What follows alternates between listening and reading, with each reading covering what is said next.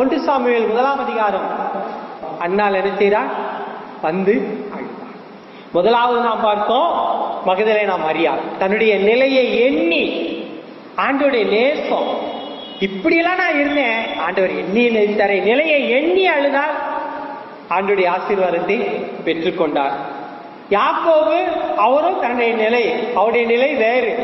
நான் நல்லவனாத்தாயா அந்த உலகத்துல, அவனாலும் கெட்டவளா வாழ்ந்தா, நான் நல்லவனாத்தான் வாழ்ந்தேன், அம்புட்டு மேல என்ன நினைச்சிட்டான், இப்படி பண்ணிவிட்டானே என்று அழுதார். அவரும் ஆசீர்வாதத்தை பெற்றுக்கொண்டார். அதே போல அன்னாள் தன்னுடைய தேவைக்கா ஒரு அவசியமான ஒரு தேவை, அழுகிறதை பார்க்கிறோம். ஆலயத்திலே வந்து அழுகிறதை பார்க்கிறோம் தன்னுடைய தேவைக்காக.